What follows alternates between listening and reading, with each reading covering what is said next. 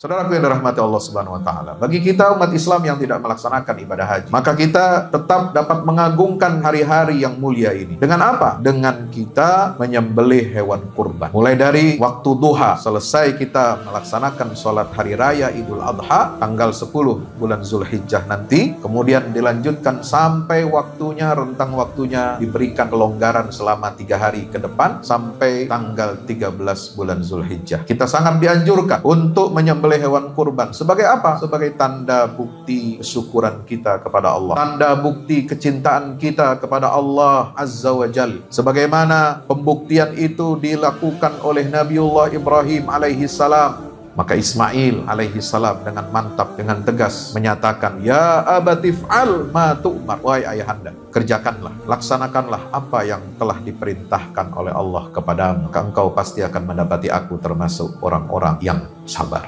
Saudaraku yang dirahmati Allah Subhanahu wa taala, maka dari pembuktian kecintaan kepada Allah Subhanahu wa taala itulah syariat ibadah kurban ini terus-menerus dilanjutkan, dilestarikan dan disempurnakan oleh syariat Nabi kita Muhammad sallallahu alaihi wasallam sebagai tanda bakti kita kepada Allah, tanda bukti cinta kita kepada Allah untuk mensyukuri nikmat kehidupan. Semua nikmat yang telah Allah berikan kepada kita begitu banyak, begitu luas keberkahannya, mencakup kebaikan kita dari dunia sampai akhirat. Maka setiap tahun kita memberikan hewan kurban ini sebagai tanda bukti cinta kita kepada Allah, pembuktian sekaligus juga pembuktian ketakwaan kita kepada Allah Jalla Jalaluhu Subhanahu wa ta'ala. Mana dalam Al-Quran disebutkan, la yanalallaha luhumuha wala dima'uha walakin yanaluhu taqwa minkum. Yang sampai kepada Allah itu bukanlah dagingnya dan darah yang mengalir dari sembelihan hewan kurban ini. Bukan itu yang sampai kepada Allah. Sebab kita menyembelih hewan kurban ini bukan untuk persembahan sesajen. Niat kita bukan untuk memberi makan Tuhan. Allah itu tidak perlu diberi makan. Wa huwa yut'imu wa la yut'am. Dialah yang memberi makan kepada seluruh makhluk dan dia tidak minta untuk diberi makan oleh makhluk. Jadi keliru kalau ada yang mengatakan bahwa ibadah kurban ini adalah sesajen untuk meminta ridha Allah dan menyembelih itu untuk memberi makan Tuhan. Salah. Karena dalam Islam tidak ada yang namanya sesajen.